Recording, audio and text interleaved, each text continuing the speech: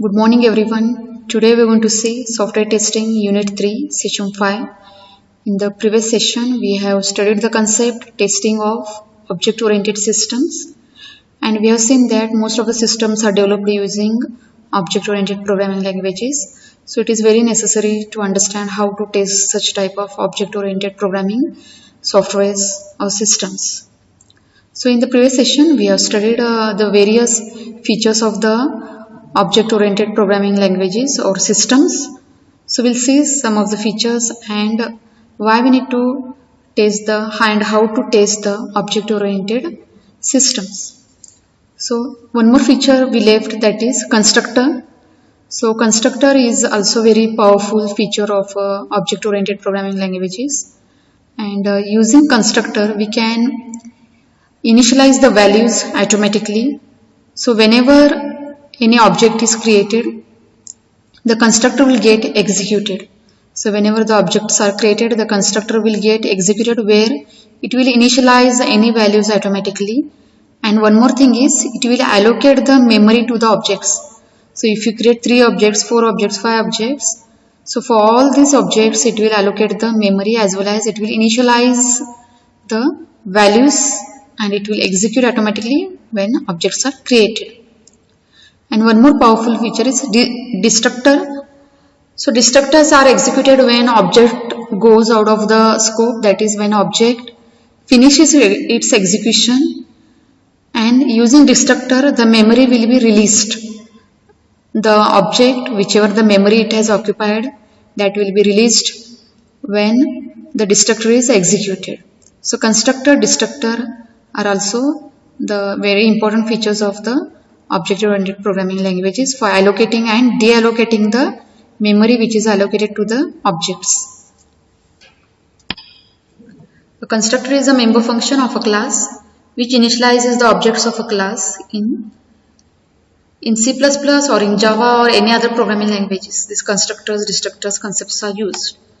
Constructor is automatically called when an object is created or instance of class is created.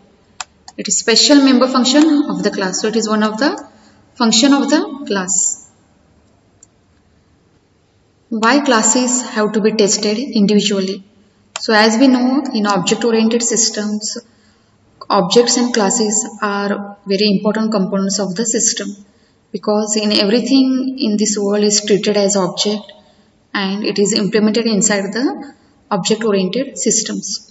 And every object has its properties and behavior which is combined into the class.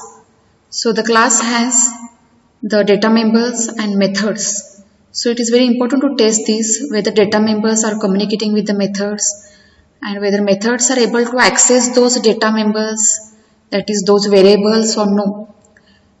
And what type of information it is storing, you need to understand. That's why the classes has to be tested individually. And other points, class is intended for heavy reuse. A residential defect in a class affect every instance of a reuse. As I told, it is very important feature of a object-oriented system, and heavily the class concepts are used. And if there is a defect in a class only, then obviously it is also going to affect the other parts of the system, and also it is going to affect on the objects whichever are created from that class. Many defects get introduced at the time of a class gets defined. So most of the defects occur when you are creating the classes and there you have done some mistakes like declaring the data members or declaring the methods. You not declared it properly then. A class may have different features. Different clients of the class may pick up different pieces of the class. So clients have different features and there are many classes. So every client can use whichever the class they want. If data and methods do not work in sync at a unit test level, it may cause defects. So as I told you, the data members, that is variables, has to communicate with the methods, and the methods must be able to access those variables. Then if there is no proper sync in this, then it causes the defects. Defects may cause in deriving classes also. See, inheritance concepts is used in the classes. So whenever you're deriving a new class from an existing class. That is, you are deriving the existing properties and implementing it in a new class by adding some additional features. Then if the problem arises, if the defect arises in this while deriving, if you don't derive it properly or something goes wrong, then defects remain there. Conventional methods that apply to testing classes. So for testing the classes, you can also use the methods like black box testing. In a black box testing, we have again various methods inside that. Boundary value analysis like test-based transition and so on can be applied for classes variables. So we apply the black box testing to, we give the input for any particular class and we see the output, and boundary value analysis specifically use like how classes are behaving inside the, how variables are behaving inside the class, boundary values of any class. These all things will be tested, have to be tested. You can also apply the white box testing to test the classes, like function coverage is exercised. So various functions can be exercised here. Every class has method like code, coverage, complexity. So you can also test the methods, like how many methods have been tested, how many methods have not been tested, how many methods have been called, not. So until you test these methods, then you may not understand whether there is an error exists or no. System and acceptance testing.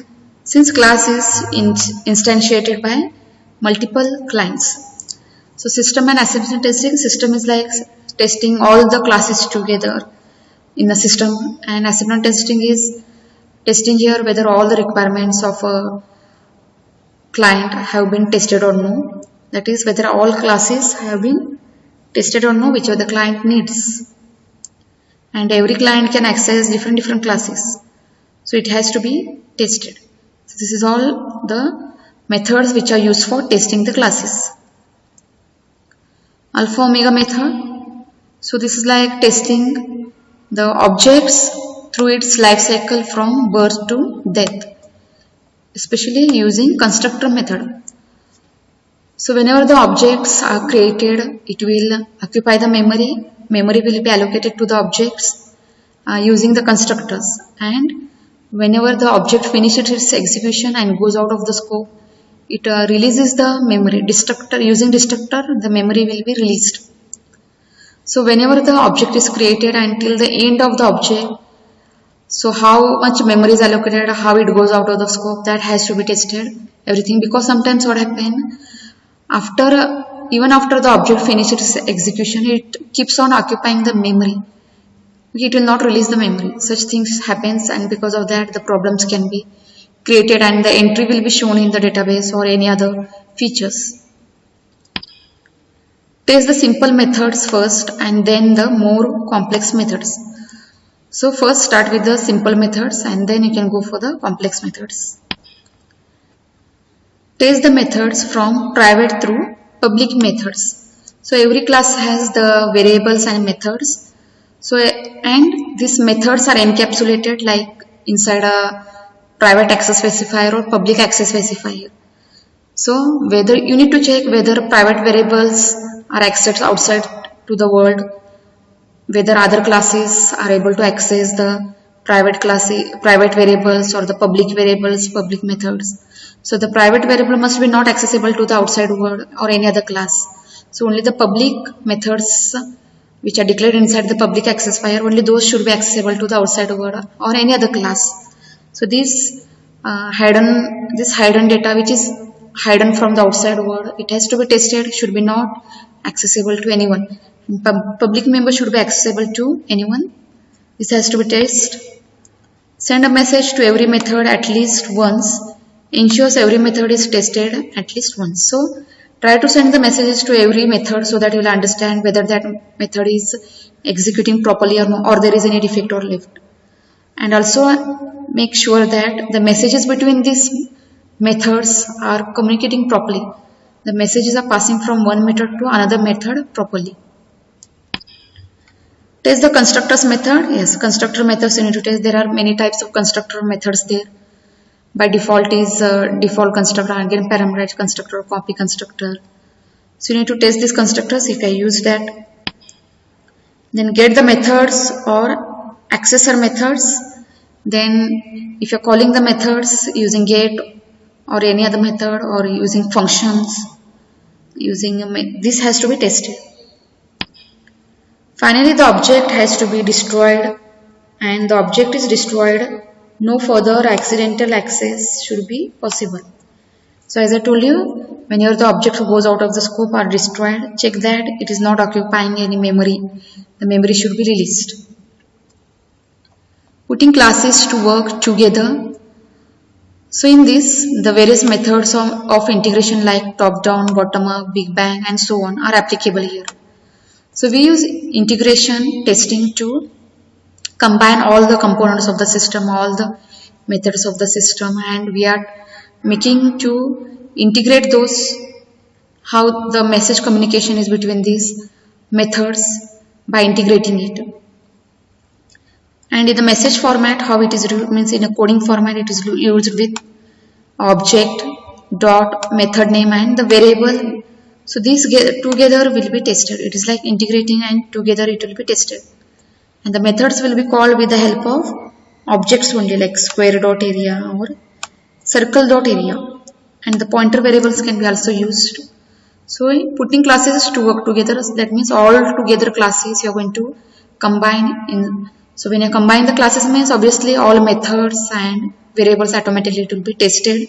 How is the communication between the classes? It will be tested. System testing and interoperability of object-oriented systems.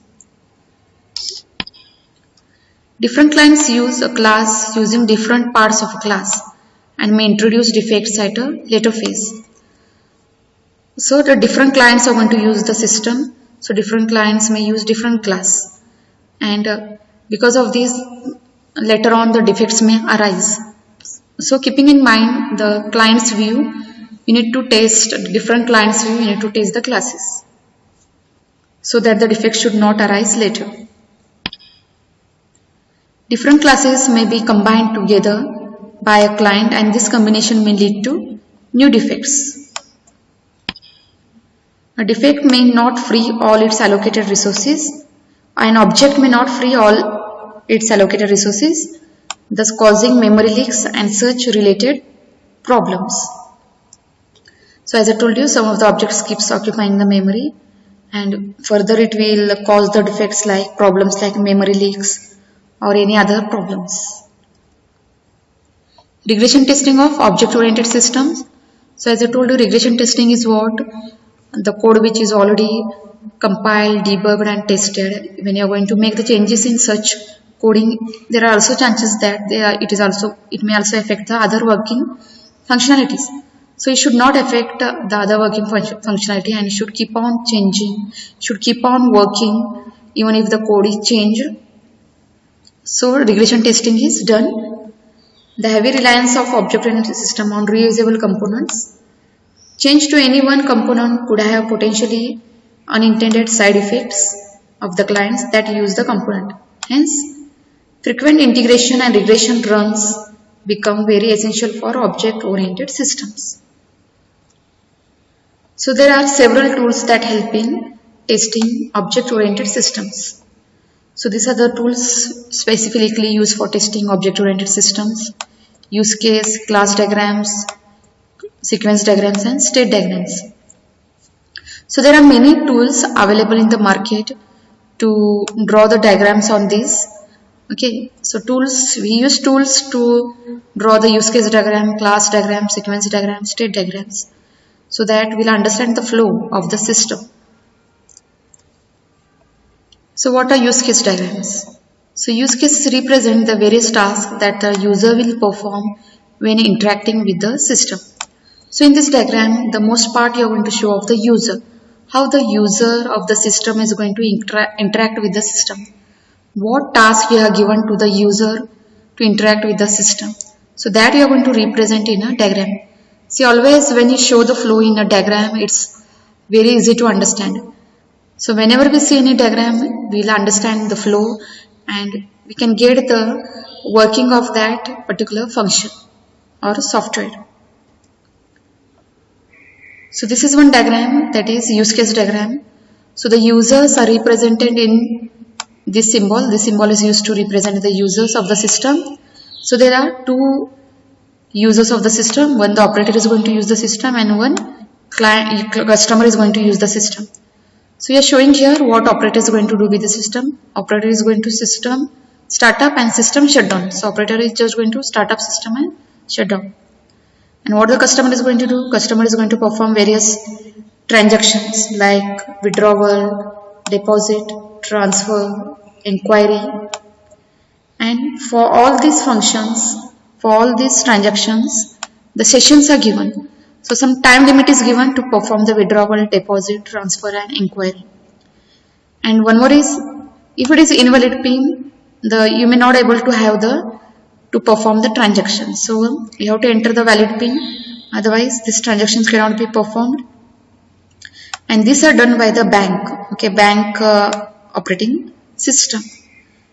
Another diagram of use case. See, this side we have the customer and this side we have the administrator where your system is going to operate, or you can say the client's location where your system is going to operate. And this is the user, like customers, this side. So any one side you can show the user and other side you can show who is going to operate the system. And you have various processes or various functions of the system. See, customer is going to check the status and salesperson is also going to access this process. So you are showing here customer is also going to access check status as well as salesperson. Even this side the customer is also going to access place order and even the salesperson. So these processes are accessed both by customer and salesperson. And established credit, it is accessed by customer and the supervisor. And fill orders is accessed only by the shipping clerk. So like this way, you are going to consider the various roles of the system who are going to operate the system and what functions, what processes are accessible to those that you are going to show in a use case diagram. So that when you see this, it becomes very easy for you to test. So whenever you see this all diagrams, it becomes very easy for you to test these flows. Class diagram represents the different entities and the relationship that exist among the entities. Boxes, association and generalization. So using this concept, the class diagram can be drawn. See, this is the class diagram of a library. So there is a book. So in a book you have the members, data members like or properties of the book are like author, title, summary, publisher. So these are the properties of the book. And what are the properties of the library? Name, address and accounts. And which are the properties of the account? Book reading, books reserved, history, state. So these are the classes and their properties. And inside this class diagram you also have the methods. So how these classes are linked to each other, that you are going to show in this class diagram. How these classes are linked to each other and based on which variable, which data members these classes are linked. That is also very important. So from this class diagrams you understand which classes are linked to which class, and when you make any changes to any particular class coding, which class it is going to affect, that we can understand through these classes, class diagrams. Now suppose see, if we make changes in this account, it is also going to affect on library's account because they are sharing some data variables. That's why when we make changes we have to take care of these all things. See, this is another diagram which shows online bookstore and how these tables are linked to each other. See. So in this the customer orders the book and every order is given the numbers, item order, and there are shopping carts and watch. These are all data members and these are all methods, functions or the behaviors of the class. So customer is a class and order is a class and these are all data members and behavior or functions. Next is sequence diagram. So represents a sequence of messages passed among objects to accomplish a given application. So in this diagram we are going to show what type of messages are passed between the objects. So we are going to show here the objects and what is the relationship between them and what messages will be communicated between these objects. So we have taken here user object, library, computer and books database. We have shown here how is the communication between these, what messages are exchanged. First the user will log in and the response go to the library computer. Library computer searches it in the book database and the book database gives the acknowledgement and that will be sent to the user. Next process, the user is going to enter the book name that will be searched in the database and the database responses whether the book is available or no. Next, the user requests for issue and that information will be retrieved from the database and the book will be issued. And next, logout, request will go to the computer. For logout, no need to search in the database, so no any flow here, and it will give the response back to the user whether logout successful or no. So like this you can take any object and you can show the communication between these objects, and this shows the communication between a particular objects, or we call it as sequences. Next we have activity diagram, depicts the sequence of activities that take place, brings out the elements of interaction between manual and automated process. So mostly the activities of the system will be shown here, that is how the state changes from one function to another function, how you are going to move from one function to another function, how the state of the system changes, how you move from one activity to another activity, that sequences can be shown here. See, like get details, this is get details is one activity, then validate data is one activity, then rejection is one activity, accepted is one activity. So these are activities which keeps on changing based on the input. See, choose dinner, find recipe, set table, gather ingredients and then cook. So these are the activities which are related to each other. So in today's topic we have completed the concept of testing object oriented system. In the next session we'll see you some new concept. Thank you.